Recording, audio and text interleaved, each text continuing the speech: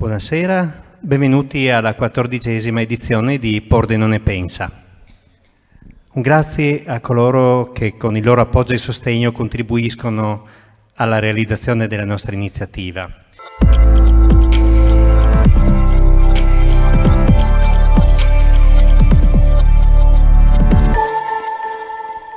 Da sempre segue le cronache giudiziarie, è stato un garantista sempre, anche quando in Italia lo erano pochi o quasi nessuno. Ma quando la giustizia sbaglia nell'altro senso si arrabbia. È successo qualche giorno fa in un suo appunto a proposito del processo genovese. È con noi Filippo Facci.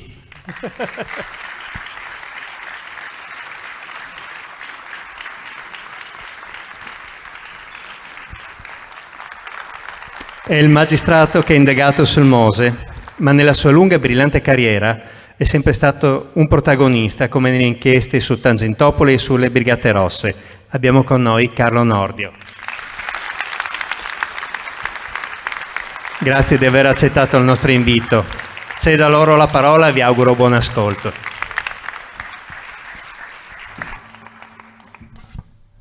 Proprio così, va bene. Allora,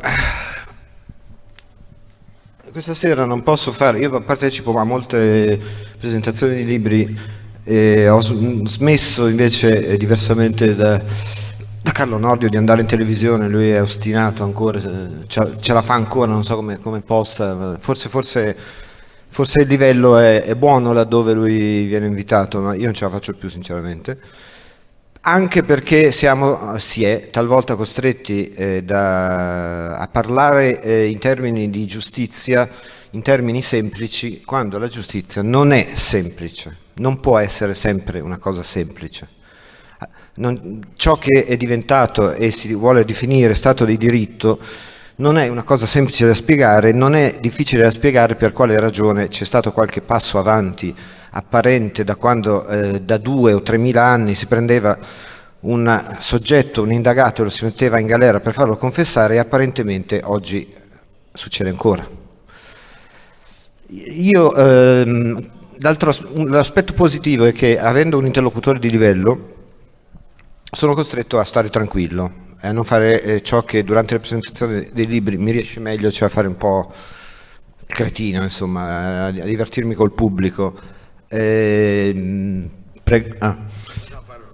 sì, sono sicuro che anche tu puoi dare un contributo, voglio dire, ma 3 settimane fa, ad esempio, ho presentato il libro che uno dei 2 che fra poco andrete in massa ad acquistare sul tavolo, Arricchendoci. Era un trappolone un po' politico ed ero molto arrabbiato perché alla fine doveva essere una presentazione del libro in Regione Lombardia, invece alla fine era diventata una manifestazione di Forza Italia. Allora ero molto arrabbiato con gli organizzatori. Allora, per esempio, ho fatto uno scherzetto che questa sera non farò, per cui, per esempio, la signora organizzatrice, che mi guarda già con gli occhiacci, la Santissima... perché non ti alzi tu in piedi e facciamo un applauso a te, per esempio? Alzati, per favore, alzati e guarda il tuo pubblico. E se ho fatto questo è chiaro perché adesso te ne sta per arrivare una. Allora, quando durante le presentazioni dei libri sulla giustizia, ma questo penso che potrebbe valere anche per Carlo Nordio, ci si vuole divertire oggigiorno, io penso che si dovrebbe fare questo. Noi adesso parleremo di giustizia, parleremo sicuramente della magistratura tra i problemi della giustizia, perché spesso i magistrati ritengono di non farne parte dei problemi della giustizia. Però io ricordo dei dati, per esempio nel 1992 il 93% degli italiani era favorevole ad Antonio Di Pietro, quando favorevole è eufemistico, cioè nel senso era un entusiasmo incontenibile, e nel 1993 il 95%, è un po' un gioco di numeri, degli italiani era fiducioso nei confronti di Antonio Di Pietro.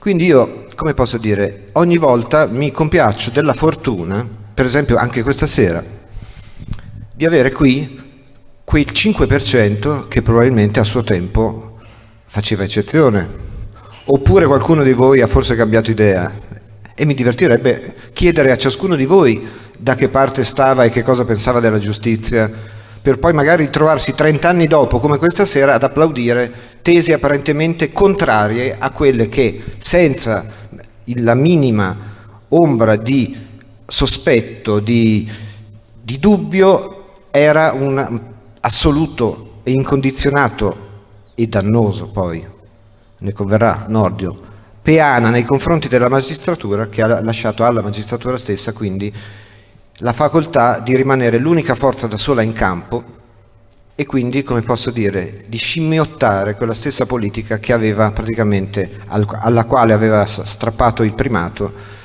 e della cui generazione Carlo Nordio ha parlato molto bene nel suo libro e spero possa farlo anche dopo. Ho già parlato troppo? No. No, ma non mica, tanto mica smetto. Allora, adesso io a Carlo Nordio vorrei dire come è iniziato tutto, secondo me, che in parte è una falsariga di quello che ho scritto in 752 pagine fitte di libro, che sono la mia vita, perché io ho cominciato la carriera con mani pulite, proprio con una telefonata quando mi dissero hanno arrestato Mario Chiesa. Io che cazzo sapevo chi fosse Mario Chiesa, francamente io facevo accidenti. Però allora, nel 1989 fu varato un nuovo codice di procedura penale. Pisapia Vassalli, entrambi deceduti. Pisapia è Gian Domenico, grande giurista e padre di Giuliano, ex sindaco di Milano e esponente di sinistra, che ha fatto anche un libro con Carlo Nordio, dove si sono trovati, mi sembra, in una buona simbiosi. In questo, prima ho sentito un'espressione mentre Radio Radicale faceva un'intervista che era, l'espressione era rivoluzione copernicana, doveva essere la rivoluzione copernicana rispetto al codice Rocco, il vecchio codice Rocco, e passare dal sistema inquisitorio al sistema accusatorio. Dovete sapere che la maggior parte o buonissima parte dei magistrati, perlomeno quelli che facevano opinione, si ribellò a questo codice, non piaceva loro. Lo giudicava, e questo lo dicevano i giudici supremi della Cassazione, ipergarantista. I giornalisti si ribellavano, ma accidenti, non potremo più scrivere, perché in teoria, ancora oggi, questo è scritto nel codice, quel codice prevedeva che calasse il segreto assoluto sulle indagini preliminari e tutto si svolgesse nel processo, nella oralità del processo, cioè una prova non era una prova, non esisteva finché non veniva ripetuta, presentata nella sua forma orale o cartacea o quel che volete durante il famoso processo, quello che negli Stati Uniti voi vedete in televisione, c'è il processo, non fanno vedere le indagini preliminari, invece in Italia noi sappiamo tutto delle indagini preliminari, poi chi se ne frega del processo, perché quello ha da venire.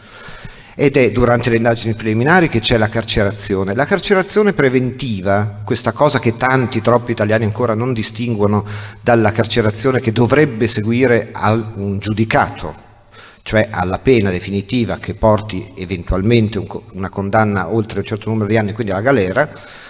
La carcerazione preventiva divenne custodia cautelare e fu extrema ratio, cioè una cosa a cui ricorrere proprio quando non c'era altra strada possibile. Però così facciamo notte e già questa protesta mi sembra opportuna.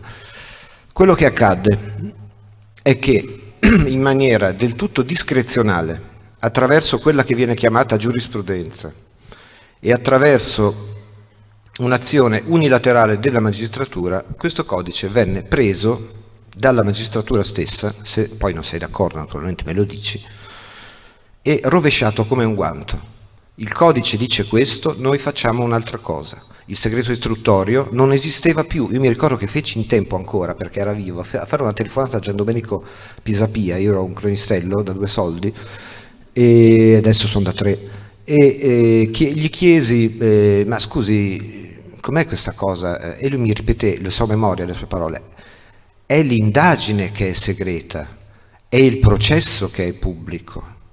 Questo concetto che io ho cercato di dire è ciò che in Mani Pulite venne completamente rovesciato.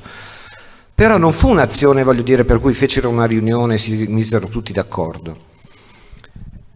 C'era Mani Pulite intesa come inchiesta milanese che poi dilagò in tutta Italia, e poi ci fu Tangentopoli intesa come problema nazionale che al sud era addirittura, come posso dire, più progredito che al nord come indagini, perché ormai è assodato che Falcone e Borsellino avevano nelle mani e lavoravano su un famoso dossier mafia appalti, ne parlavano, dove c'erano già le grosse aziende italiane, la Cogefar, c'era Gardini col suo Calcestruzzi coinvolto insomma in grossi affari. E questo, voglio dire, quando a Milano c'era ancora quello screditato Di Pietro che nessuno si filava perché a Milano aveva una cattivissima fama, giustamente, mentre appunto a Palermo e in Sicilia era questa la pista che seguivano, e per cui, voglio dire, sostanzialmente più tutto il resto furono fatti fuori.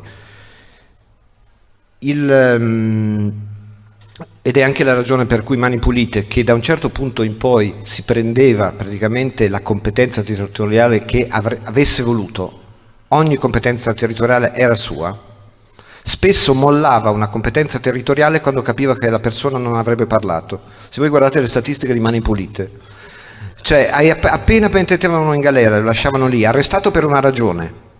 Poi non gli chiedevano neanche conto della ragione per cui l'avevano arrestato, gli chiedevano di aprire un filone e di parlare in generale affinché dicesse tutto quello che poteva sapere. Appena vedevano che o che non c'era trippa per i gatti perché non sapeva o che non avrebbe comunque parlato, lo cedevano per competenza alla originaria competenza o giurisdizione, con la cultura della giurisdizione. Ecco, insomma, no, era per... quindi sono tanti gli innocenti che non compaiono nelle statistiche di Mani Pulite, dove si iniziò da subito, ma prima ancora del famoso voto del 5 aprile del 1992, quando ci furono le elezioni che spazzarono via un po' di partiti, ma neanche tanto, perché il pentapartito tenne.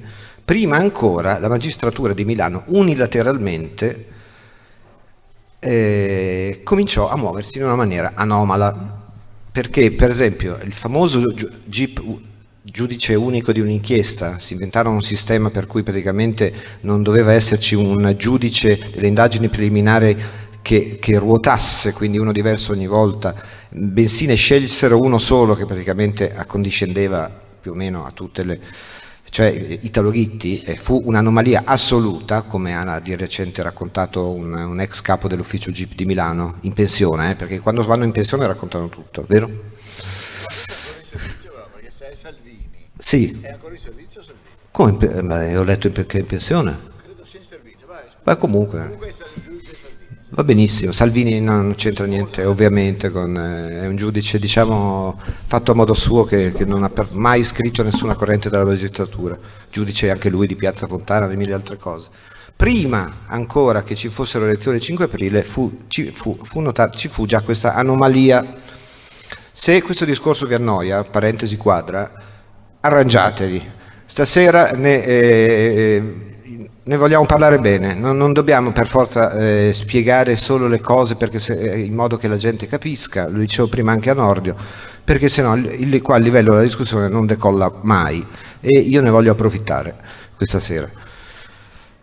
Poi però queste elezioni, ed è scritto, è stato testimoniato, diedero diciamo coraggio a questo neonato pool di Mani Pulite, dove l'inaffidabile Di Pietro, un inciso su Di Pietro, nel dicembre del 91, io scrivevo sull'Avanti, Partito Socialista, no? Quando ci fu lo sciopero che Nordio ricorda sicuramente bene contro Francesco Cossiga, per protestare contro la superprocura, Cossiga medesimo e a varie altre cose, a me dissero a Milano: senti, fai una cosa, a Milano ce ne sono quattro crumiri, 4 magistrati che non scioperano. Vai da quel Di Pietro, Antonio Di Pietro si chiama, che è amico nostro. È amico nostro. Quando poi stiamo parlando di meno di un mese e mezzo dopo, questo comincia a arrestare tutti i socialisti, io ho cominciato francamente a non capire bene se ci fosse qualcosa che non quadrasse, o se fosse, come penso e scrivo e testimonio ancora oggi, un qualcosa semplicemente non della Seconda Repubblica, ma della Prima Repubblica sfuggito di mano. Quindi il GIP, quindi l'incoraggiamento popolare legato alla Forza di Pietro che cominciò verso maggio-giugno, quindi il rovesciamento del criterio del segreto istruttorio, tutto spiattellato sui giornali. La stampa che non solo diventa il collettore semplicemente di tutto ciò che avviene sputtanando un sacco di gente, ma diventa organicamente uno strumento di indagine. Perché nel momento in cui tu, in maniera scientifica, fai uscire dei verbali e non altri, e la gente viene a pellegrinare perché ha letto il proprio nome sui giornali e si presenta a fare la fila davanti alla procura per non essere arrestata, cosa che tra l'altro non funzionava, no? Non sempre, diventa uno strumento dell'indagine, cioè si rilasciano certe carte e non altre. Io me lo ricordo perché da cronista, quando riuscii a pubblicare dei verbali non programmati, che avevo solo io, che non aveva il pool dei giornalisti, perché c'era anche il pool dei giornalisti, ha già questo dettaglio, letta una cronaca, lette tutte, si mettevano d'accordo tutti fra loro ed erano tifosi di un'inchiesta, figurarsi che storia, come è difficile scrivere la storia di quegli anni. Una volta che pubblicai dei verbali diversi, l'inchiesta non andò come doveva andare. Una persona era un cugino di Gherardo Colombo, per capirsi, questa persona che io menzionai. Gherardo Colombo, che insieme a Piercamillo Davigo furono affiancati a Di Pietro anche per controllarlo, visto che lui era sistemato, come sappiamo, compromesso, come sappiamo, con la vecchia Repubblica. Successivamente, secondo me, nell'estate autunno del 1992 la gente si incazza veramente. Non prima, come ritengono. La magistratura comunque comincia a usare la carcerazione assoluta come regola, ma indipendentemente da un'economia che, andando male e giustificando il primo vero governo tecnico che abbiamo avuto, che fu un governo politico in teoria, fu il governo Amato, ma che si mosse come se fosse stato un governo tecnico, cioè perché c'era stato Maastricht, perché c'era stato, insomma, c'erano i conti da regolare, insomma.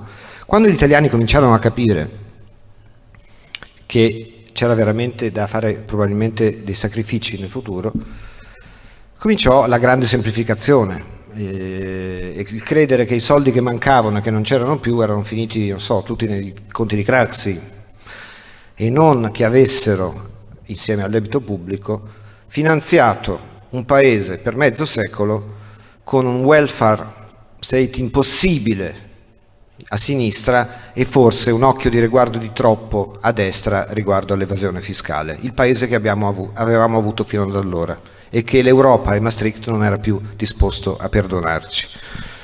L'indebolimento della politica, i ministri che cadono a uno portano al primato della magistratura anche dal punto di vista legislativo ormai. Nessuno osa mettersi contro una certa magistratura e abbiamo i fenomeni del decreto Conso, per esempio, quando il Parlamento sovrano tenta di regolamentare ciò che doveva comunque essere regolamentato, indipendentemente dal fatto che lo fecero bene o tentarono di farlo bene o no, insorsero in connubio con la stampa. Proprio ci sono le testimonianze che proprio si misero d'accordo e fu ritirato. Non fu praticamente mai controfirmato in maniera abbastanza vile da un presidente capo dello Stato che teneva il dito in aria e spiava il vento di continuo. Non è andata molto diversamente, facendo un salto di qualità, col decreto Biondi dell'agosto del 1994, che comunque, voglio dire, voleva regolamentare la custodia cautelare, che ai tempi era da pazzi,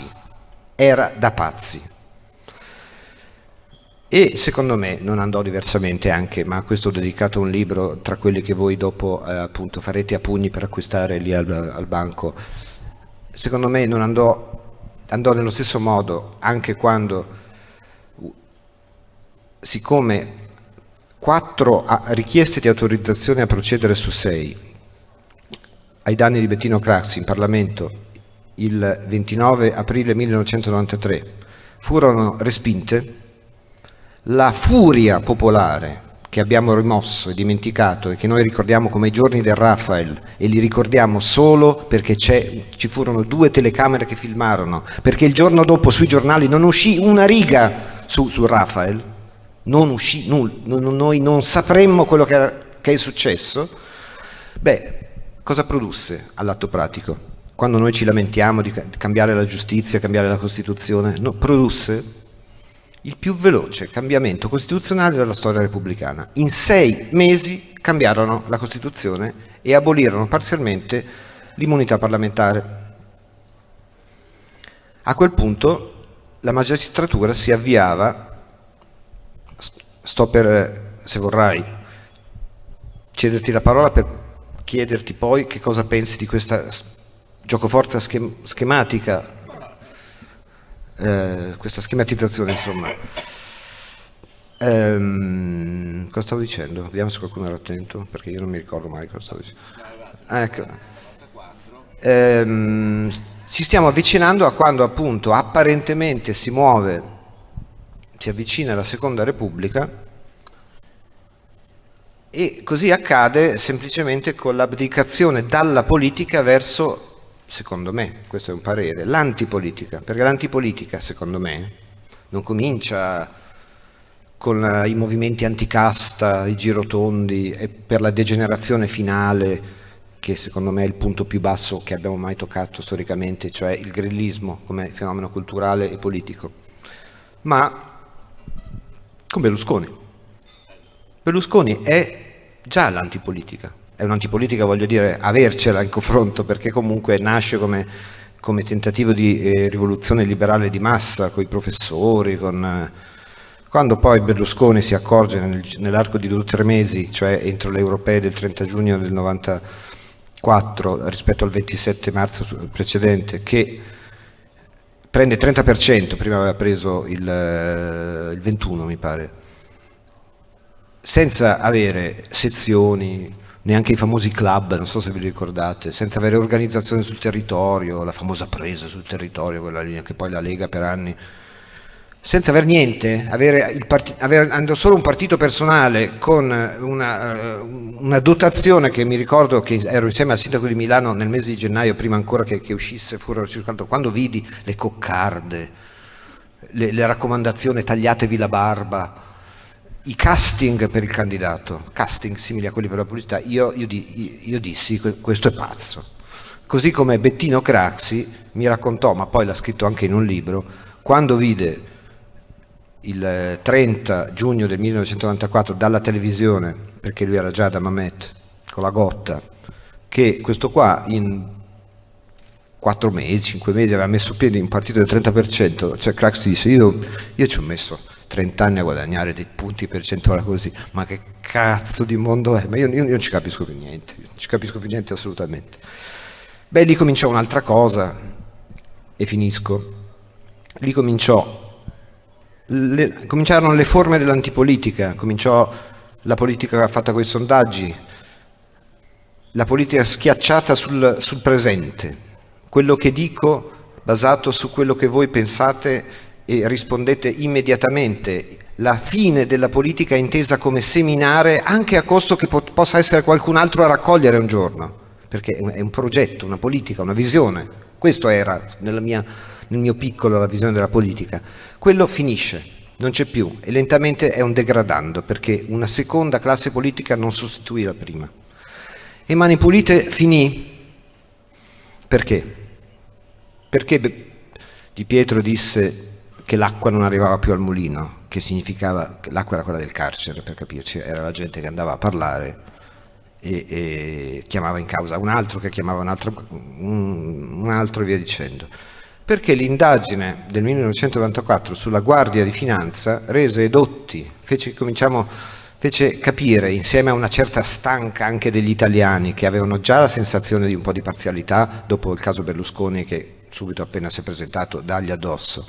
Poi c'era questa apparente, poi io non sono del tutto d'accordo, non è che non indagarono sul PC, ebbero, secondo me, lo fecero con tempi non strategici, e comunque era un sistema completamente diverso, ma qua abbiamo Sua Maestà, per cui ma gli italiani soprattutto, quelli dei quali faccio parte, ma non in questo almeno, cominciarono a rendersi conto che Mani Pulite non era poi così lontana. Prima era una cosa che riguardava i grandi, i potenti, no? I ladri delle cose nostre, ecco perché io non sono riuscito, ecco perché. E invece Mani Pulite si avvicina con la Guardia di Finanza al certificatore di bilanci, al commercialista, piano piano si avvicina allo scontrino che non ti hanno dato, ma che tu non avevi neanche chiesto. Si avvicina al nero, che è la base dell'evasione fiscale, che è la base della corruzione. Da lì in poi non c'è più una politica, ma rimane una magistratura che diventa legiferante in una maniera anche subdola, che magari potremo o potrà spiegare.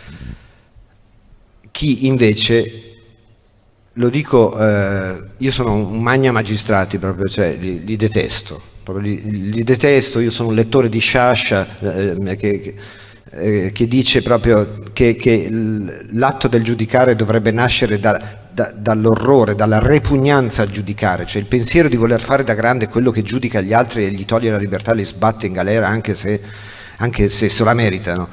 È una cosa che proprio non fa parte del mio carattere, invece forse fa parte del caso di Nordio. Scherzo fino a un certo punto. Poi dovete sapere che abbiamo finalmente trovato un motivo di dissidio. Si temeva che stasera ci saremmo rotti le noie perché andavamo troppo d'accordo, no? Poi ho scoperto che io sono amante di Wagner e lui di Bach. E queste voi non sapete, la gente su queste cose la gente come può scannarsi, voi non avete idea. Comunque, la degenerazione della politica che ai tempi avrebbe potuto trasformare un Di Pietro qualsiasi, rendetevi conto, con la popolarità che aveva, praticamente una popolarità superiore, vabbè non c'erano i sondaggi, a quella che aveva il Duce, in quello che avesse voluto, se non avesse buttato via il biglietto della lotteria, grazie agli italiani stessi, oggi vede una magistratura che ha un consenso inferiore al 30%. Ci è arrivata da sola.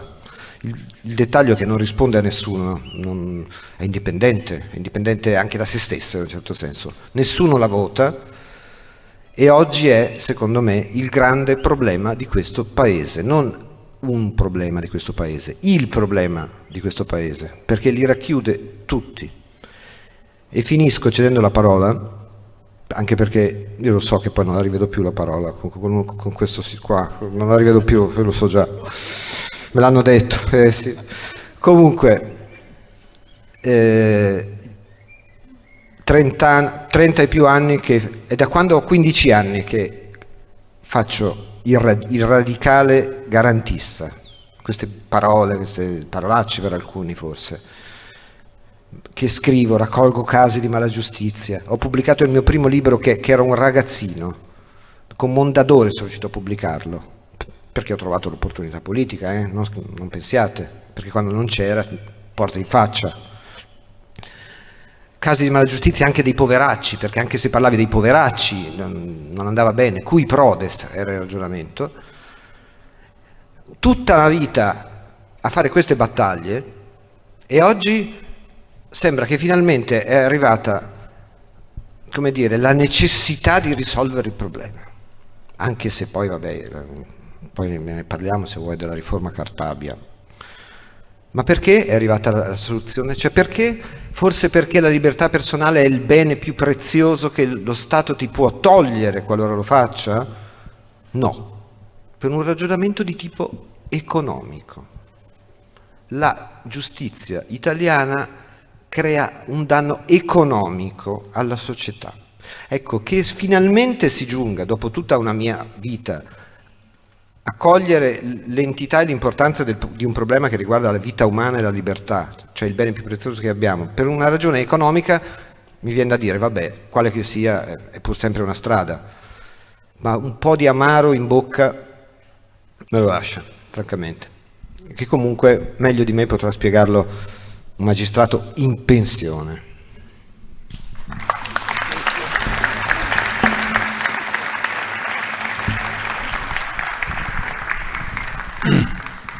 Intanto grazie per l'invito, per la vostra presenza e per la vostra attenzione. Questa chiacchierata ovviamente non era stata concordata non dico nei minimi termini, proprio in nessun termine. E poiché ci siamo bevuti prima un paio di spritz insieme, era anche sorta diciamo che era stata prospettata la possibilità che, per non annoiarvi troppo sui problemi della giustizia, magari dicendo più o meno, magari in modo diverso, ma sostanzialmente le stesse cose, si potesse cambiare argomento.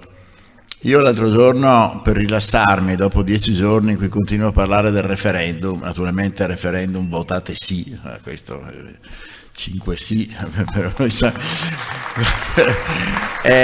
abbiamo Perché ci sono i referendum, eh? Sì, sì, questo è vero, sì, perché nessuno sa che vabbè.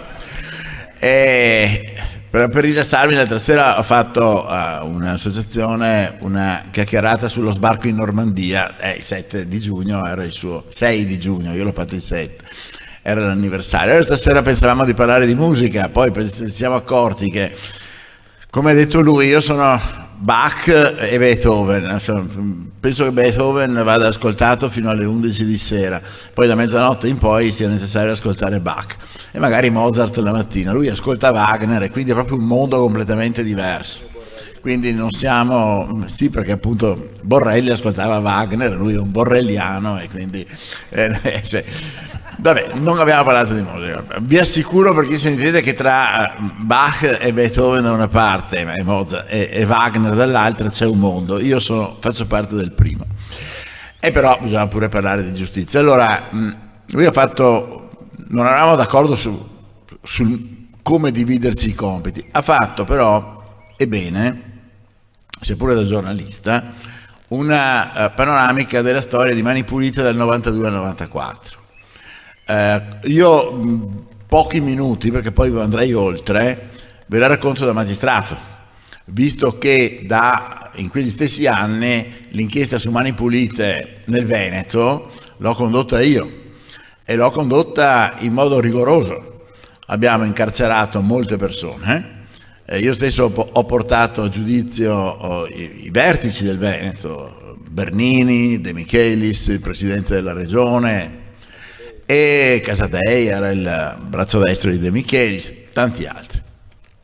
Cosa è accaduto nel 92? Il 92 è un poco quello che è stato il 92 e soprattutto il 93, il 93 della rivoluzione francese. Nell'89 era caduta la Bastiglia e qui nell'89 era caduto il muro di Berlino. E nessuno si è accorto che con la caduta del muro di Berlino e la caduta del comunismo sarebbe entrata in crisi la Prima Repubblica, perché la Prima Repubblica si reggeva su un accordo di due partiti che si tenevano insieme come due carte che si reggono. La Democrazia Cristiana perché il paese aveva paura dei comunisti e i comunisti perché erano foraggiati da Mosca e avevano un fortissimo consenso popolare. Crollato il comunismo e quindi venuta meno anche la paura del comunismo,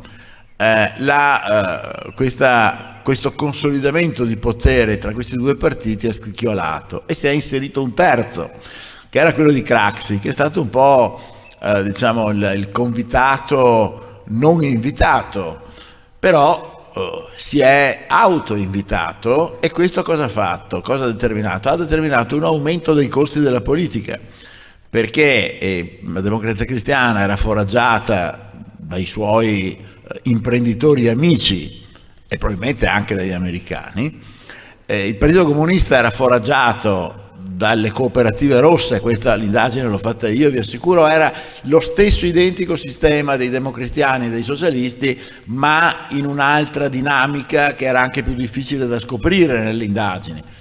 Chi avrà la pazienza, ma prima di tutto dovete prendere il libro di Filippo Facci, poi se uno proprio volesse anche prendere, lì è descritto anche il modo con cui si finanziava il Partito Comunista e con cui era difficile individuare le responsabilità penali individuali. Detto questo, la responsabilità penale è personale, ma quella politica vi assicuro che era uguale, identica, e quella economica lo stesso. Il Partito Comunista si è finanziato esattamente come i democristiani e i socialisti, in proporzione del potere che avevano. Nel Veneto era 40, 40 e 20, e magari in altre parti d'Italia era di più, ma lì non sono state fatte indagini, e questo magari lo diranno gli storici perché non sono stati fatti.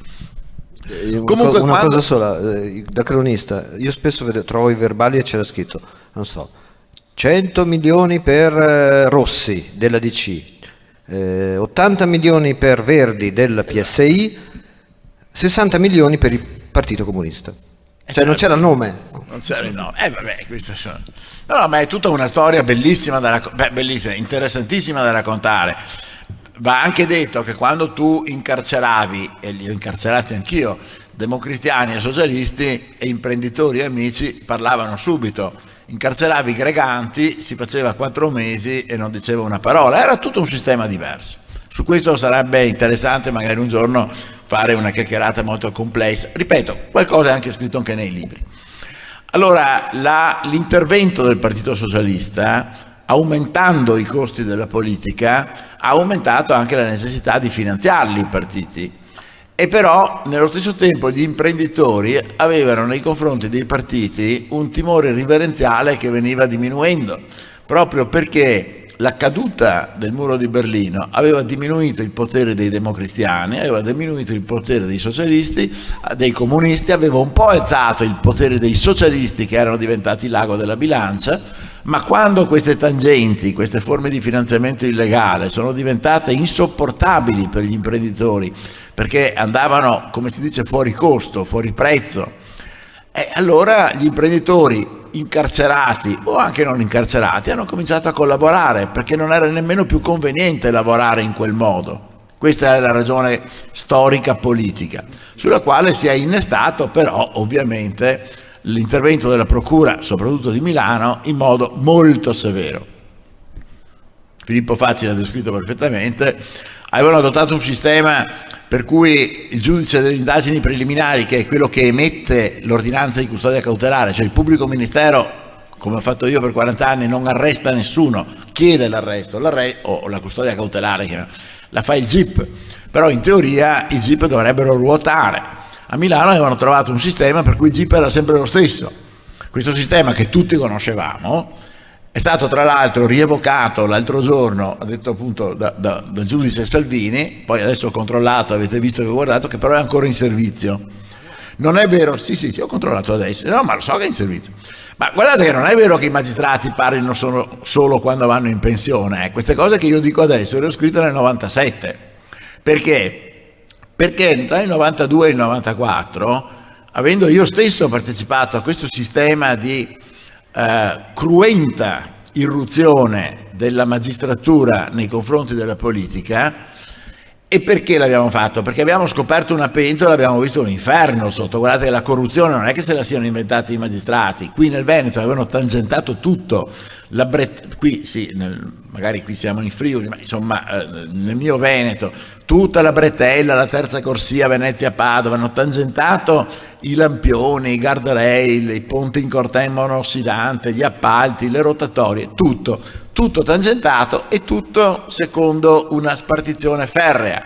40 i democristiani, cioè le imprese di riferimento democristiano, 40 le imprese di riferimento socialista e 20% le cooperative rosse. Si suppone che nelle altre regioni d'Italia le percentuali fossero diverse, ma qui erano secondo il potere o reale o interdittivo, perché il Partito Socialista non aveva il 40% dei voti, ma aveva il 40% dell'interdizione politica, perché dove non c'era lui non si governava, e questo sistema era ferreo. E noi abbiamo scoperto questo sistema e io stesso, ripeto, ho partecipato a questa irruzione della magistratura inquirente nei confronti della politica. Ad un certo punto mi sono accorto che stavamo esagerando perché la custodia cautelare, cioè la carcerazione preventiva, cioè mettere la gente in prigione prima del processo, che avrebbe dovuto essere, come ha detto lui prima, l'eccezione dell'eccezione nel nuovo processo accusatorio voluto da Vassalli nell'89, stava diventando uno strumento di pressione di indagine, cioè uno strumento per far confessare e collaborare quelli che tu arrestavi. Abbiamo fatto tutti. E aggiungo che quando qualche anno dopo siamo andati a porta con Bruno Vespa, che vi saluto tutti perché ho fatto fino a un'ora fa una chiacchierata con lui in stream da casa mia, poi mi sono precipitato qua, dovreste vederla stasera a porta sul referendum, sul quale naturalmente voterete sì, sempre ripetita Juvent, chiacchierando con porta a porta in un confronto con il dottor Davigo. No, era all'epoca, no, stasera l'ho fatta con il dottor Spataro, no, in quel confronto di 20 anni fa, 15 anni fa, con il dottor Davigo, Bruno Vespa chiese prima a me: dottor Nordio, lei ha mai incarcerato qualcuno per farlo parlare? Beh, dico, 20 anni che ho fatto il pubblico ministero, sarà accaduto, anzi è accaduto. Poi ho detto: e lei, dottor Davigo? Mai.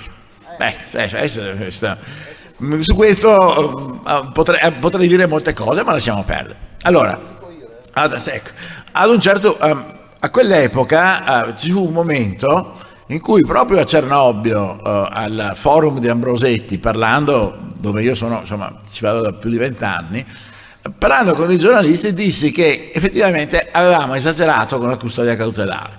Molte richieste probabilmente erano tutte legittime, anche confermate dal Tribunale del Riesame della Cassazione. 95, l'ho fatta io questa cosa. E però non erano tutte necessarie, non erano tutte opportune, cioè mandare in prigione le persone prima del processo dovrebbe essere l'eccezione. Noi l'avevamo fatto magari in modo legittimo, secondo la legge, però non sempre necessario. E uscirono dei giornali, mi ricordo anche Il Giornale, ma anche il Corriere della Sera, prima pagina: il giudice Nordio si pente. Parliamo di 25 anni fa. Su quello poi, io non sto facendo propaganda per me stesso, tra l'altro il libro è anche out of print adesso, è fuori stampa, ma nel 97 scrissi il primo libro sulla giustizia, in cui dicevo più o meno le stesse cose che dico adesso e che sto dicendo sul referendum, quindi ero in pieno servizio. E dicevo la separazione delle carriere, l'abuso della custodia cautelare, l'abuso delle intercettazioni, tutte cose che trovate adesso nel referendum, per i quali, ripeto, voterete sì. E sapete cosa è successo? Che l'Associazione Nazionale Magistrati, cioè il nostro sindacato, ha avuto l'ardire di chiamarmi, cioè di convocarmi davanti ai probi viri, che io non sapevo nemmeno esistessero, per rendere conto delle cose che avevo scritto. Naturalmente li ho mandati al diavolo. Guardate, l'Associazione dei Magistrati non è il Consiglio Superiore della Magistratura, è il CSM. Se ti chiama vai, perché è un organo costituzionale. Infatti mi ha anche chiamato dopo e ci sono andato. L'ANM è un sindacato, li ho mandati al diavolo, però l'intimidazione c'è stata ed è andata avanti. E vorrei dirvi, e poi finisco di parlare di me stesso, perché come diceva Pascal, le moi est haïssable, parlare di se stessi è odioso, ma per dirvi che cosa accade a un magistrato se esce dal coro. E quando alcuni anni dopo sono stato promosso consigliere di Cassazione, noi siamo promossi per anzianità, per sopravvivenza, si chiama anzianità senza demerito. Se vai avanti nell'età e non muori o non ammazzi la mamma, ti promuovono. Nel mio caso i 150 magistrati del mio concorso furono tutti promossi in meno di un'ora, perché è una delibera de plano che fa il CSM. Quando arrivarono a Carlo Nordio ci furono alla fine 9 astenuti, prima erano contrari, poi furono 9 astenuti e alla fine vollero che queste astensioni fossero inserite nel fascicolo personale. Si davano ancora le pagelle ai magistrati e si danno ancora, si sono sempre date, però le dà il Consiglio Superiore della Magistratura e se le leggete sono 99,9%, tutti eccellenti, bravissimi e straordinari. Per me, che non sarò un genio, ma forse non ero neanche il più cretino di tutti, ci furono 9 astensioni, naturalmente tutte le toghe di sinistra. E poi quando fatta la delibera mi fu detto: guarda, però c'è la possibilità di cancellare, o meglio di fare diciamo così, estrapolare dal fascicolo personale queste astensioni, che un domani potrebbero anche comprometterti se chiedessi di diventare, non so, procuratore generale o altro, basta fare un ricorso e un'istanza. E io risposi che per me invece era un onore avere nel mio fascicolo personale 9 voti contrari delle toghe rosse. Questo è scritto. Finisco di parlare, riprendo però la questione dopo il 94. Allora, Filippo Facci ha rievocato 2 casi, il decreto Conso e il decreto Biondi. Siamo stati il decreto Conso, che era intervenuto prima, non fu nemmeno firmato dal presidente Scalfaro. Il decreto Biondi, secondo me, è stato il primo momento in cui la politica ha dimostrato la sua genuflessione codarda nei confronti della magistratura, perché guardate, se noi siamo in questo pasticcio colossale che solo appena il referendum, per il quale potrà scalfire, non è tanto perché la magistratura ha invaso il potere della politica, ma perché la politica in modo codardo ha fatto retrocessione, ha lasciato alla magistratura questo vuoto di potere. E il decreto Biondi ne è un esempio. Sapete cos'è successo con il decreto Biondi? 2 parole. Il governo Berlusconi, Biondi era ministro della giustizia, un liberale, fa un decreto che tra l'altro viene firmato dal capo dello Stato, mentre il decreto Conso Scalfaro non lo aveva nemmeno firmato perché gli avevano detto che non era. Il decreto Biondi è stato firmato. Il decreto Biondi prevedeva dei limiti della custodia cautelare, cioè prevedeva dei limiti per mettere in prigione le persone prima del processo. Poco quello che si parla adesso, proprio nel referendum, che non dico più niente. Bene, cosa è accaduto? I 4 magistrati della Procura di Milano andarono in televisione e dissero, un po' scamiciati, un po' barricaderi, ma insomma quello faceva anche parte, ognuno c'ha il suo. Gerardo Colombo sembrano i capelli arruffati. La cosa peggiore è il nodo della cravatta di Davigo. Secondo me una persona si giudica dal nodo della cravatta, ma questo è un altro discorso. È rimasto inalterato per 30 anni e sapete cosa hanno detto? Hanno detto: questo decreto non ci piace, ci impedisce di lavorare, è un disastro. O voi lo revocate o noi diamo le dimissioni. Cosa avrebbe dovuto fare la politica? Politico che avesse le 3 virtù che Edward Gibbon riteneva essere fondamentali, che è scritto nella sua Decadenza dell'impero romano, no? The head to contrive, the heart to resolve, the hand to execute, col gioco di parole. La testa per capire, il cuore per risolversi, il braccio per eseguire. Cioè, queste sono le virtù del politico. Devi capire, devi avere il coraggio per agire e la forza politica. Cosa ha fatto la politica in quel momento? Ha detto: signori magistrati, non avete il diritto di parlare in televisione. Siete dei golpisti, siete dei barricaderi, siete dei comunisti, siete di tutto, di peggio, di qua, e poi ha ritirato il decreto. Esatto. Ha fatto esattamente il contrario di quello che avrebbe dovuto fare un politico. Avrebbe dovuto il politico dire: signori pubblici ministeri, voi state criticando una legge dello Stato, ma poiché voi non siete dei giudici, attenzione, siete dei magistrati, ma non dei giudici terzi e imparziali, ma siete dei pubblici ministeri, quindi delle parti come gli avvocati, noi vi riconosciamo il diritto di criticare le leggi, come lo riconosciamo agli avvocati. Se foste dei giudici non ve lo riconosceremmo, ma visto che siete dei pubblici ministeri ve lo riconosciamo. e da domani separiamo le carriere, però. Giusto? Questo è conseguenziale. Se vi riconosciamo il diritto di criticare le leggi perché siete delle parti come gli avvocati, da domani carriere separate. E però manteniamo il decreto. E se voi date le dimissioni, quella è la porta, buona fortuna. Questo avrebbe dovuto dire lo Stato, che invece... Ma tu cosa pensavi di quel decreto? Il decreto secondo me andava bene. Il decreto era un decreto che limitava la custodia cautelare esattamente come quello di referendum adesso, perché in Italia si entra facilmente in galera quando si è presunti innocenti prima del processo e poi si esce quando si è colpevoli e conclamati. Faccio presente che oggi parlano tanto del referendum sulla custodia cautelare che lascia fuori quelli che fanno stalking. Oggi sapete cosa è successo? Proprio poche ore fa e l'ANSA ha lanciato l'appello giusto del presidente del Tribunale di Vicenza, una persona che era stata condannata varie volte per stalking e che era stata condannata dal giudice in corte d'appello, quindi non all'indagine preliminare, dopo la condanna è stata liberata.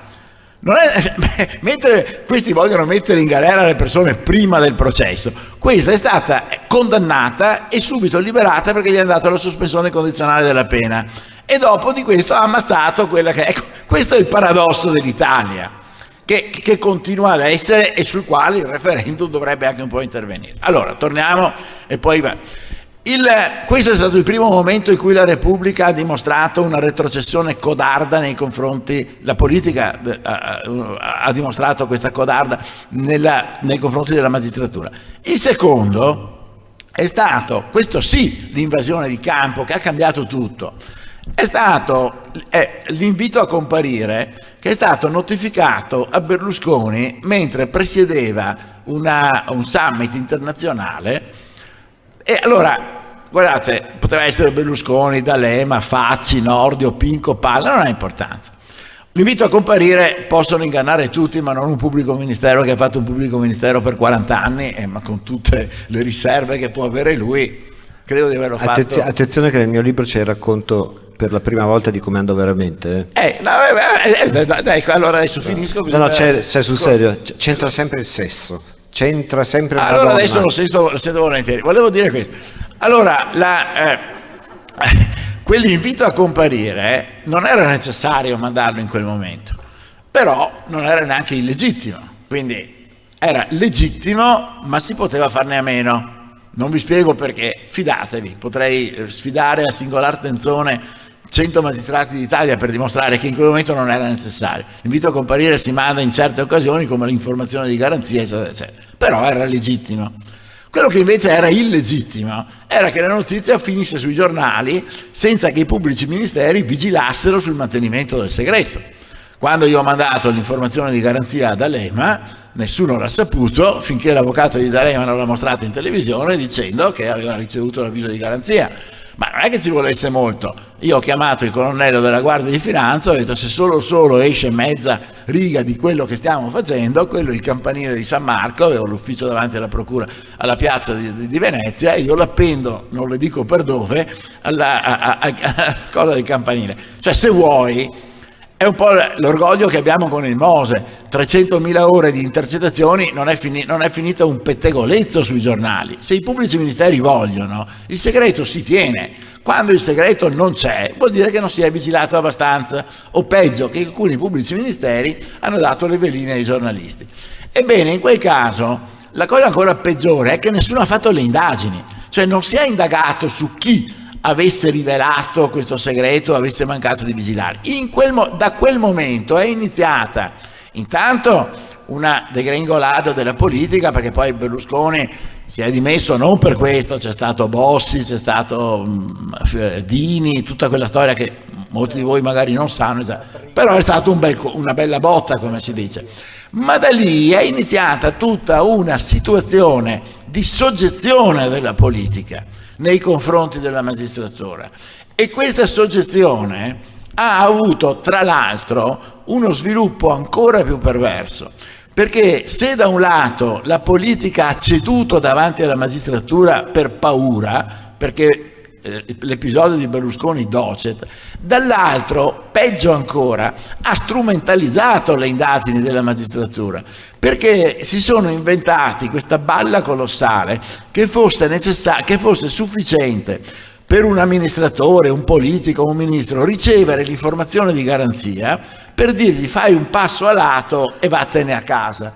Questo cosa significava? Intanto che davi, va bene, al magistrato il potere di estromettere un politico, perché nel momento in cui il magistrato manda l'informazione di garanzia sa che quello viene eliminato dalla scena. Ma questo non l'ha voluto il magistrato, è la politica che se l'ha inventato. E perché? Perché ha strumentalizzato le indagini della magistratura per cercare di eliminare quegli avversari che non riusciva ad eliminare nella lealtà della competizione elettorale. Questa è stata la prostituzione della giustizia, fatta non solo e non tanto da certa parte della magistratura quanto della politica. E allora cosa volete? Quando la politica si affida ai magistrati per cercare di far fuori gli avversari attraverso le indagini giudiziarie, questa è la morte della politica. E siamo arrivati. Però l'ultima fase qual è?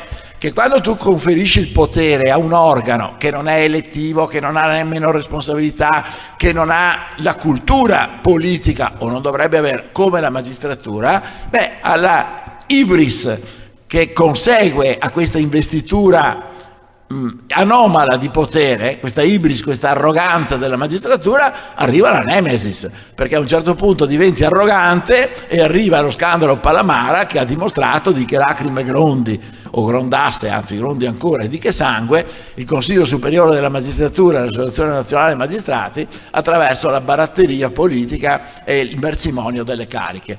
A questo siamo arrivati, 90% di consensi quando facevamo gli inizi di Mani Pulite, 30% oggi, probabilmente si sta abbassando ancora. L'unico mezzo per provare a dare un segnale di rinnovamento dovrebbe essere il referendum, per il quale ovviamente ormai ci siamo capiti voteremo tutti sì. Grazie.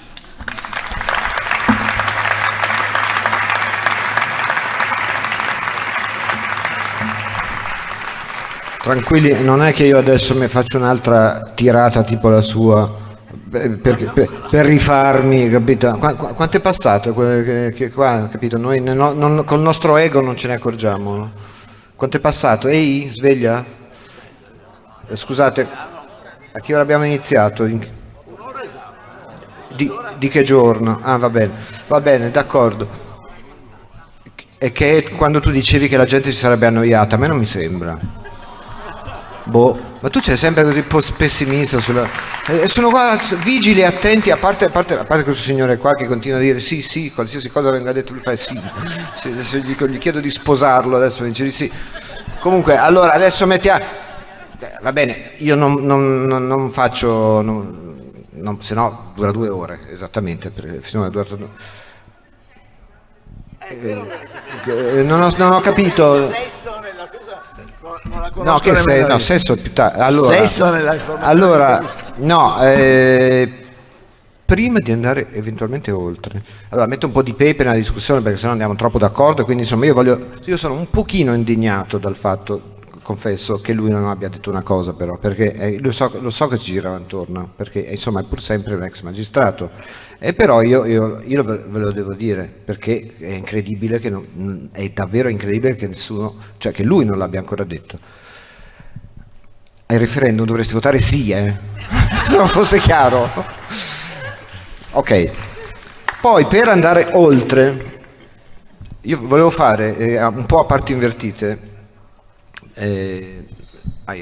delle puntualizzazioni su alcune delle cose che storiella nostra tragica che abbiamo vissuto, di come funzionava e di come in parte abbiamo detto e magari talvolta trasvolato un po' velocemente. Intanto una cosa, sempre per ricordare quanto sia meravigliosamente una canaglia Berlusconi. Quando ha descritto il decreto Biondi, Berlusconi calcola sempre tutto, cioè per farlo approvare. Vi ricordate quando fu approvato cosa c'era in concomitanza? C'è qualcuno che se lo ricorda? La finale dei mondiali con l'Italia, capito? Se l'Italia avesse vinto nel 94, e nel 94 ci fu l'errore di Baggio, io non lo so se non sarebbe passato il decreto Biondi, ed è una battuta fino a un certo punto. A parte questa impregevole nota tecnica, quando ha fatto l'esempio della persona che attende la sentenza per uscire di galera, cioè è andato al cuore del problema, perché i Davigo, cioè diciamo coloro che non mollano mai sul tenere la linea. Io non incarceravo nessuno, era il GIP a farlo, queste barzellette. Oppure comunque facevano, sì, perché ecco, va anche detto, un altro tipo di difesa era il GIP a firmare i provvedimenti e poi uno poteva fare ricorso in appello al Tribunale della Libertà, che è anche detto Tribunale del Riesame, e poi c'era, insomma, a tutti i livelli, c'era la Cassazione, no? Va detto che la magistratura in generale, con poche eccezioni, come un solo uomo, si mosse tutta come fatta di caucciù nella direzione di legittimare un operato del medio, insomma, di tipo emergenziale e poi mantenuto a lungo come tale, che appunto si ebbe a sviluppare a partire dal 1992 e che fu però appunto la negazione pura e smaccata di quello che era stato cercato con la rivoluzione copernicana del codice. Perché? Lui diceva uscire di galera in quanto condannato. Quando un magistrato di Mani Pulite, tra quelli rimasti vivi perlomeno, vi racconti i dati, no, perché eccovi i dati di Mani Pulite, condannati, numero eccetera, voi dovete tener conto che la maggioranza, a parte che il 54% sono sostanzialmente persone che non dovevano neanche entrare in tribunale, tra assoluzioni, prescrizioni, oppure una cosa che, come posso dire, come la possiamo chiamare, prognostica, cioè tu non metti in carcere uno che sai che al massimo potrebbe essere condannato per un reato che non prevede il carcere, perché c'è anche questo, facevano questo i magistrati di Milano spesso. Cioè, io ti arresto con questa accusa che prevede il carcere, qualora tu venga condannato. So benissimo che poi per derubricare il reato in quello che probabilmente i livelli, i giudici noteranno come un reato diverso da quello che ti ho contestato, c'è sempre tempo. Però intanto ti tengo in galera e tu ci rimani e magari non resisti, eccetera, eccetera, perché al nord era così, lui ha raccontato che insomma si scioglievano come neve al sole certi imputati, altri di meno, e poi c'è anche una ragione per cui quando abbiamo detto che si prendevano un po' le competenze che volevano i magistrati di Milano, c'è anche una ragione per cui non hanno mai valicato una certa linea, perché al sud mai. Le fecero delle riunioni con Caselli e con altri, poi le cose non quadrarono mai perché in parte Di Pietro voleva troppo, litigò con insomma era un pochino insomma altro che ego, cioè Di Pietro. Però là era il contrario, cioè qua c'era il meccanismo per cui ti mettevano in carcere e tu parlando potevi essere liberato perché non eri più affidabile agli occhi del sistema, cioè parlavi e quindi venivi liberato, no? Che è una forma, come dire, come posso dire, sofistica di definire il meccanismo dell'Inquisizione. Comunque, l'Inquisizione non ti liberavano neanche, a dire il vero, però al sud non funzionava, perché al sud la gente non parlava, perché il tavolino era a tre gambe, c'era l'imprenditore, c'era la politica e c'era un terzo soggetto. Mafia, che oggi intesa come cosa nostra non c'è più, e che cioè tu se uscivi di galera parlavi, uscivi di galera, ti aspettava non la famiglia, i conti che finalmente ti sbloccavano, la tua azienda che finalmente ricominciava a lavorare e non sputavano più su tuo figlio quando andava a scuola, c'era la pallottola o la lupara, per capirci.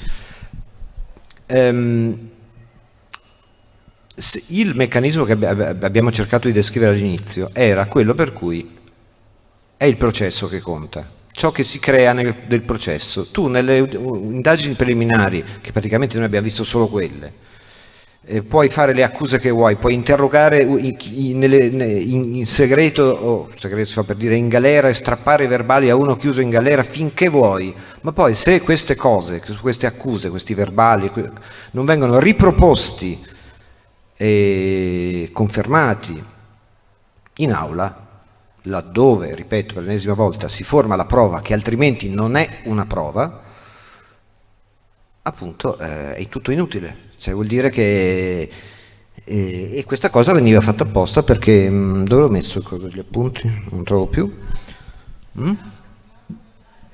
Ah, ecco, grazie.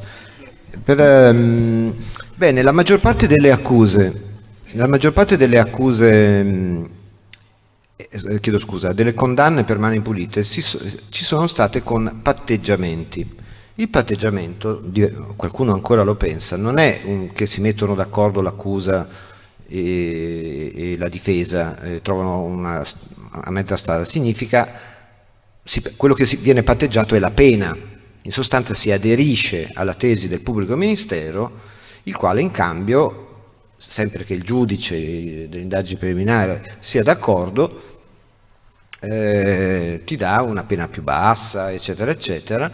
Così che tu in cambio ammetti la colpa, risulti colpevole, magari ti metti d'accordo in modo che tu possa pigliare una pena per cui non finisci in carcere, cioè entro gli anni per cui ci sono i servizi sociali oppure la condizionale, eccetera, eccetera, che è la ragione anche per cui in galera per mani pulite non è finito quasi nessuno, in galera dico definitiva con condanna, e quindi sei fuori dal processo. Basta, non ci sei più, sparito.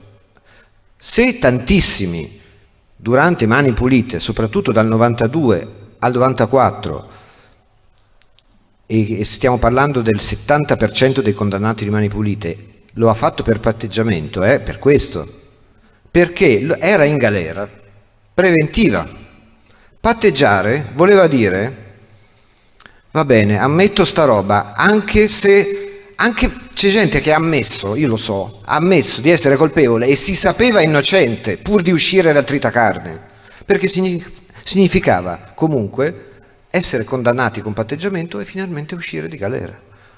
Ti sbloccavano appunto i conti, ricominciavi a vivere, non eri più, mentre altrimenti stavi dentro, ma nessuno si indignava, perché c'è questo da dire, che c'era un consenso alla carcerazione preventiva spaventoso, perché quando si ammazzò Cagliari e si ammazzò Gardini, in quei giorni dei sondaggi videro più elevata la percentuale di italiani che erano favorevoli alla carcerazione preventiva. La carcerazione preventiva non la si doveva toccare. Questo era il clima. Quindi immaginarsi uno in galera che dice che anche la pressione ambientale, la famiglia, che non, apposta non fanno accedere ai conti bancari alle famiglie che dovevano comprarsi da mangiare. Ma questa non è proprio una puntualizzazione, mi devo dare una calmata. Tutto questo, dovete sapere, è stato cambiato. Io insisto sul punto di vista tecnico, che spetterebbe a lui, ma stasera è tutto storto, tutto invertito. Questa cosa per cui la prova è ridiventata tale nel momento in cui tu la riproponi in aula, perché prima non poteva succedere. Cosa succedeva prima? Poniamo uno in galera, dice, pur di uscire di galera dice è colpa sua, è stato lui e loro lo arrestano e a me mi liberano, sempre ce l'ho con te, sempre con te stasera. Infatti non sorride più adesso. Però ad esempio, se poi in aula io vengo al processo, dico non è vero, mi sono inventato tutto e ho detto questa cosa solo per uscire di prigione, venivo immediatamente incriminato per calunnia. Cioè non se ne usciva, non si poteva neanche mentire. Comunque bastava che al processo tirassero fuori i verbalini che avevano ottenuto e strappato ai detenuti dal carcere, li proponevano e diventavano prove. Questa roba era la negazione, se permettete, del processo, che il processo cos'era? Un'evidenziazione notarile di quanto fatto durante le indagini preliminari. Quando, ecco, la cosa che mi fa incazzare è che Questa cosa non c'è più. Finalmente l'hanno sistemata nel 2000 più o meno. Hanno cominciato nel 97 ed è finito nel 2000, ci ha messo 3 anni. E per farla hanno dovuto cambiare la Costituzione. Hanno dovuto modificare l'articolo 513 trasfuso nell'articolo 111 della Costituzione, tutto giusto? E ci hanno messo 3 anni perché la magistratura si è opposta in tutti i modi, con ricorsi alla Corte Costituzionale, la quale appunto arrivò alla conclusione che si doveva cambiare la Costituzione. Anche da queste piccole cose arrivo alla conclusione sulla quale ci eravamo trovati d'accordo prima di cominciare questo colloquio, parlando anche di, come si chiamano quelle cose che dovete andare a votare tutti? Ecco. Sul fatto che la giustizia sarà molto dura, molto difficile cambiarla senza rimettere mano alla Costituzione, che dà, e su questo mi interesserebbe molto il parere di Nordio, che ha anzi un assetto comunque unico nel mondo. Non è l'unica magistratura separata che non è controllata dall'esecutivo, che non ha la separazione delle carriere, che non è quella delle funzioni e via dicendo, ma come assetto complessivo. Cioè già durante la Costituente discutevano del fatto, no ragazzi, non è che stiamo mettendo in piedi un mostro, un qualcosa che voglio dire, di troppo indipendente da qualsiasi cosa. Il sistema, e poi ho finito davvero. Prima si parlava di come funzionava, ha parlato lui soprattutto di il sistema di divisione delle tangenti, l'imprenditore, eccetera. A grandi linee, quello che esisteva e che non esiste più, erano 3 livelli. C'era un macro livello che era quello delle imprese di Stato, quando fu arrestato Zamorani, cioè le grandi imprese di Stato, diciamo, pagavano i partiti d'ufficio, non è che c'era un gioco di ricatti, non è che c'era dovete dimenticarvi il raccontino che all'inizio facevano soprattutto i piccoli imprenditori quando dicevano io sono stato concusso, cioè voglio dire sono una vittima, non c'era nessuno. Poi c'era il sistema medio, che era il sistema dei grandi, in Italia non sono mai stati grandi come la borghesia, imprenditori, cioè i Gardini, i De Benedetti, la Fiat, e lì c'è stato un assoluto discrimine. Hanno trattato uno in un modo, uno in un altro ancora, uno proprio non se ne sono occupati, e era il livello medio, cioè Gardini lo volevano in galera assolutamente, se lo portano sulla coscienza, e poi c'era il livello più basso di tutti, che era diciamo il livello locale, che è quello dove, come posso dire, dalla provincia o anche dai capoluoghi si mandavano i soldi a Roma, e forse era anche quello dove spesso si rubava anche di più, cioè nel senso si prendeva questi per il partito, questi per la villetta, capito? Perché c'era la periferizzazione insomma ed era anche, lo dico a malincuore, il livello locale, quello dove c'era anche più delinquenza politica, se vogliamo, proprio. Alcuni erano indegni di essere politici, cioè, lo dico senza nessuna antipolitica, voglio dire, perché io professionalmente nasco a Monza, dove per esempio ho passato la vita a difendere l'immagine di un certo leader socialista, perché è il più grande uomo che io abbia mai personalmente conosciuto, però per esempio a Monza, 120.000 abitanti, terza città della Lombardia, erano proprio ma ladri, cioè delinquenti di bassa lega, che è quello che sono oggi, perché il primo livello non esiste più, perché non c'è più l'impresa di Stato che foraggia i partiti, non ci sono più i grandi industriali che foraggiano i partiti, e se lo fanno, voglio dire, in qualche caso alla luce del sole, ma in generale non c'è più la macchina partito per come funzionava una volta. Rimane il livello più basso del politico, che diventa tale se è ricco di suo, perché costa fare politica, e si può pagare la campagna elettorale, e quindi non è che fa politica anche e qualcheduno magari ogni tanto è un ladro, cioè è il contrario, cioè nel senso che se fa politica e non fa una professione, dato anche lo status estremamente basso talvolta della politica, o fa parte di quelle realtà meravigliose che sono la provincia, i piccoli paesi dove appunto ci si conosce tutti e davvero si capisce che una persona lo fa per gli altri, oppure davvero si riesce in una città come questa a controllare tutto e a mantenere ma nel momento in cui si allarga di più, lì non c'è più la politica, ci sono dei politicanti, punto e basta. Io ho questo problema ecco. Dopodiché, francamente, come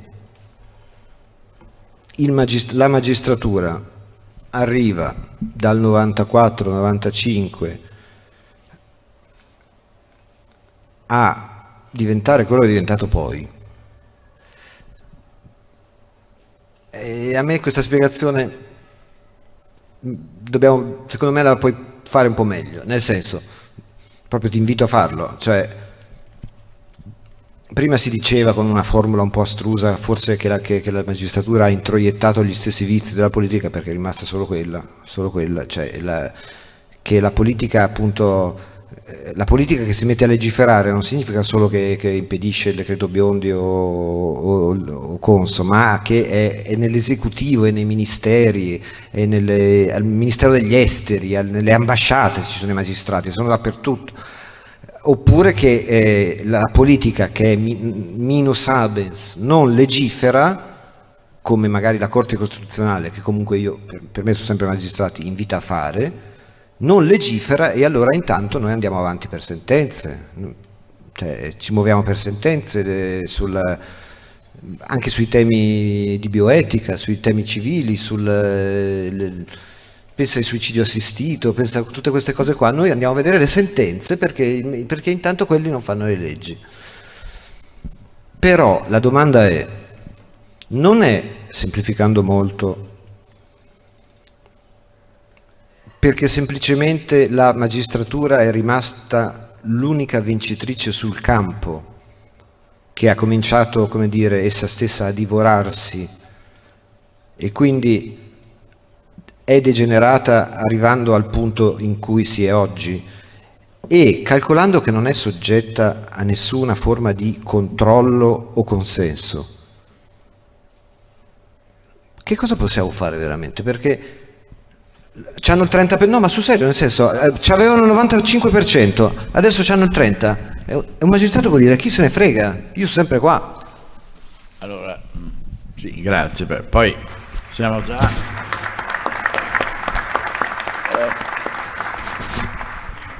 Credo che siamo già però fuori tempo, vero? Mi pare l'organizzatrice. Cosa abbiamo? 5 minuti? 10? Avevo detto una... Quanto ci pare? No, Boris, non che sta. Allora no, ha fatto varie... Diciamo, perché questo è un inganno veramente. Lui vuole andare a casa a vedere se stesso a porta. Ma no, l'ha detto prima. Confessa o di qua non esci mai più. Ma non è per vanità. Ma nessuno l'ha pensato. Ci mancherebbe, è per vedere... Ma un videoregistratore. No, è per vedere se ho detto delle sciocchezze ha confessato. Ma non è che abito a 40 minuti di macchina. Ragazzi, se lui va via rimanete solo con me. Posso star qua finché mi era stato detto prima che doveva finire. Figurarsi, sto qua benissimo basterebbe avere un bicchiere di vino che mi era stato promesso. Allora, no, ha fatto tante domande. Primo, la sovraesposizione della magistratura, io l'avevo cercato di spiegarla prima in modo sintetico, ma più o meno avevo già pensato di essermi spiegato, cioè quando la politica ha lasciato questo vuoto di potere, è stato occupato dalla magistratura, e il vuoto di potere della politica si è visto proprio nelle ultime cose che hai detto tu adesso, cioè La politica, cioè il legislatore, rinuncia a legiferare su materie sensibili, sì, e lascia spazio alla magistratura. Cioè, è possibile che la politica non riesca a pronunciarsi sul suicidio assistito, chiamiamolo così, e lasci tutto alla Corte Costituzionale, che poi lascia tutto ai magistrati? Sapete chi ha l'ultima parola se si possa o meno staccare la spina a un poveretto che chiede solo di andarsene con dignità? Il magistrato. Ma perché lo fa? Perché la politica non ha ancora avuto il coraggio di fare una legge che dica sì o no a quella che impropriamente si chiama eutanasia. E potremmo farne decine di questi esempi. Quindi, ripeto, la magistratura, anche in modo arrogante, ha invaso questo campo, ma era un campo che era stato lasciato vuoto dalla politica. Secondo, perché si è arrivati a questo dal punto di vista tecnico? Rispondo a una domanda che ha fatto prima Filippo Facci. Allora, noi nel 1989 abbiamo introdotto il processo accusatorio alla cosiddetta Perry Mason, il processo anglosassone. Attenzione a queste cose. Quel processo era stato voluto e firmato da Giuliano Vassalli, ministro della giustizia, medaglia d'oro della Resistenza, quindi, che voleva un codice liberale, voleva un codice anglosassone, un codice all'americana, un codice dove ci fosse.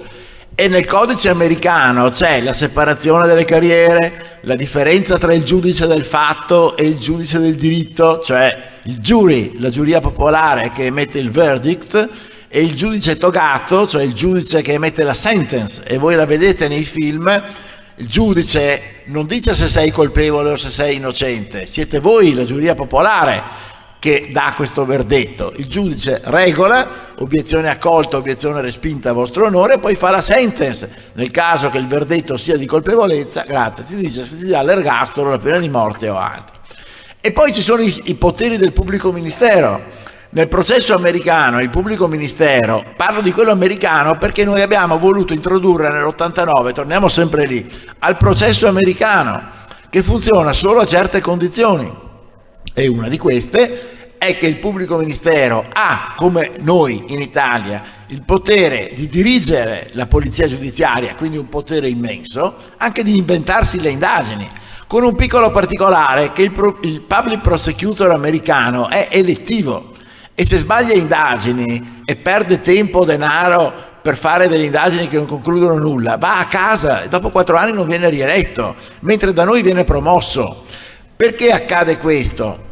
Ecco l'aspetto tecnico. Perché, cercherò di dirlo in modo semplice, quando nel 1989 è stato introdotto questo codice Vassalli voluto da una medaglia d'oro della Resistenza, non si è cambiata la Costituzione. E la Costituzione è stata fatta nel 1948, 40 anni prima. La Costituzione, che si dice nata dalla Resistenza, è stata costruita avendo davanti il codice di procedura penale Rocco, che era un codice fascista. Il codice Rocco, il codice di allora, che io ho servito per 20 anni, perché è entrato in magistratura a metà anni 70, era un codice fatto benissimo, era un codice che faceva del pubblico ministero e del giudice due facce della stessa medaglia. L'unità della giurisdizione, l'unità della carriera. Perché? Perché nella visione fascista, dico fascista non in termini spregiativi, lo dico in termini, potrei dire, filosofici, perché il codice Rocco è il precipitato logico dello stato etico che era stato teorizzato dal filosofo Hegel. Quindi quando io dico fascista, però è un codice autoritario. Tant'è vero che una medaglia d'oro della Resistenza 40 anni dopo ha voluto cambiarlo. Ma la Costituzione, che era stata fatta 40 anni prima, era stata costruita avendo davanti questo codice fascista. E nessuno dei padri costituenti immaginava che 40 anni dopo una medaglia d'oro della Resistenza avrebbe voluto cambiarlo. Per cui noi abbiamo paradossalmente una Costituzione che era e lo è ancora più favorevole al vecchio codice fascista che non al nuovo codice voluto da una medaglia d'oro della Resistenza. E se volete avere la prova ulteriore di questo paradosso, che dà l'idea della schizofrenia del nostro legislatore, dello sfascio del nostro sistema penale, è che il nostro codice penale, fino adesso abbiamo parlato del codice di procedura penale, che è quello che disciplina le indagini e il processo, codice Vassalli, codice Pisapia, codice di 40 anni fa.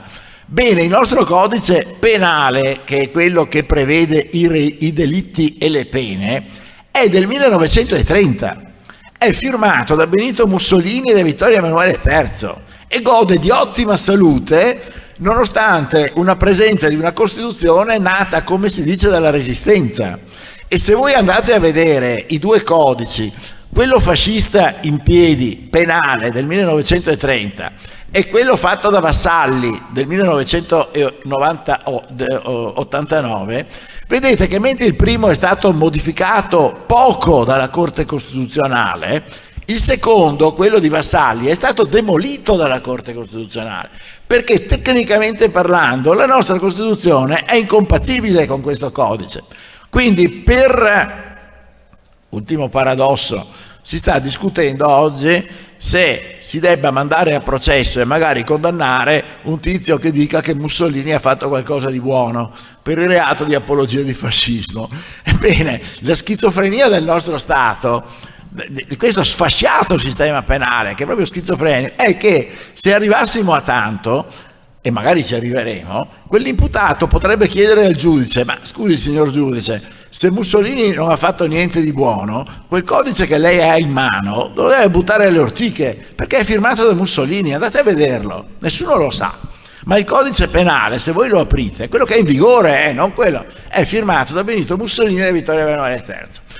Allora la conclusione è: se noi non cambiamo la Costituzione, referendum per il quale voteremo sì, ma cambierà nulla. Non è la conclusione, però ci stiamo arrivando, perché bisogna sempre anticipare un pochino quando la gente si sta per stancare, e ti faccio la domanda delle domande. Rompiamogli per bene cioè a questo pubblico, come dire, mettiamolo alla prova dicendo: ma che cosa bisogna cambiare davvero? Proprio dimmi il numero dell'articolo della Costituzione della Repubblica Italiana per poter procedere a una riforma vera, alla quale altrimenti noi non arriveremo. Allora, guarda, e che probabilmente farebbe scendere, scatenerebbe l'inferno, lo sappiamo benissimo. Rispondo subito. Prima di tutto non puoi cambiare alcuni articoli della Costituzione, ci hanno provato. Sì, ma neanche un titolo. La Costituzione è come un edificio: o cambi una struttura portante e allora ti crolla tutto addosso, oppure cambi alcuni mattoni e allora vuol dire che non cambia nulla. Per cambiare il sistema penale devi introdurre una Costituzione che sia liberale. La nostra Costituzione non è liberale, è un frutto straordinariamente intelligente, straordinariamente, direi geniale, di quel momento, che ha evitato la guerra civile, uscivamo dalla guerra, ma è una Costituzione che ha essenzialmente due firme, De Gasperi e Terracini, cioè cattolica e comunista. La parte liberale, quella di De Nicola, così, è praticamente inesistente. Allora tu mi dici: secondo me bisogna arrivare a una nuova costituente, cioè una nuova assemblea costituente che faccia una Costituzione radicalmente nuova. Qual è il primo articolo da cambiare? Non ho dubbi, l'articolo 1. Quando io leggo che l'Italia è una repubblica fondata sul lavoro, mi vengono in mente la democrazia popolare delle spiagge di Cuba o la democrazia popolare delle montagne della Corea del Nord. Che senso ha la repubblica fondata sul lavoro? Ecco, io preferirei una repubblica fondata sulla libertà.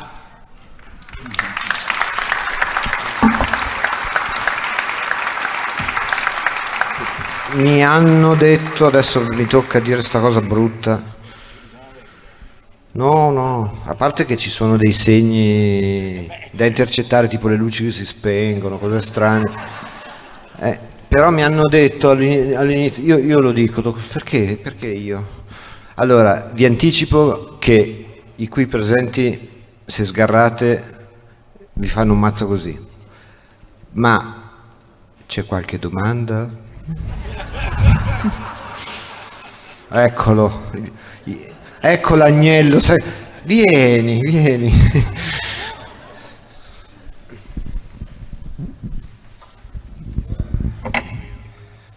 Buonasera. A proposito di Parlato referendum, troppo, faccia la domanda più breve per favore. certo, a proposito di referendum, 30 anni fa, 40, è passato un referendum sulla responsabilità dei magistrati, però non è mai stato applicato. Succederà anche per questi se passeranno? A chi è rivolta la domanda? Allora, lei sa che era stato proposto anche un referendum identico a quello di 35 anni fa sulla responsabilità dei magistrati, mentre quella volta la Corte Costituzionale l'aveva dichiarato ammissibile. Questa volta la Corte Costituzionale lo ha giudicato inammissibile e quindi tra i 5 referendum di dopodomani non ci sarà quella sulla responsabilità dei magistrati. Per gli altri che restano, essendo referendum abrogativi, eliminerebbero delle norme, come tutti i referendum abrogativi. Attenzione, un'ultima cosa, poi veramente sto zitto perché la gente è stanca. Vi dicono che i quesiti sono incomprensibili, è verissimo, ma i quesiti sono sempre stati incomprensibili nelle schede, perché la struttura del referendum abrogativo è tale per cui voi nella scheda trovate un taglia, copia e incolla di norme e commi che sono incomprensibili anche per me, che sono un tecnico del diritto, ma questo è accaduto anche con l'aborto e con il divorzio 50 anni fa. Pensate che quando si è votato per il divorzio, io sono abbastanza anziano, ho votato per quello a suo tempo, anche perché chi era a favore del divorzio doveva votare no e chi era contro il divorzio doveva votare sì, perché era un referendum abrogativo. Se uno avesse letto la scheda non avrebbe capito nulla, però il cittadino sapeva benissimo che votando no era per il divorzio e votando sì era contro. E qua è lo stesso, non occorre che uno legga o capisca tutti i quesiti, ne capisca dalla scheda, basta che li capisca nel loro contenuto, come magari qualcuno di noi cerca di spiegare, come abbiamo fatto per esempio stasera in un quarto d'ora in contraddittorio con un altro collega a porta, che io vorrei vedere, ma non per vanità,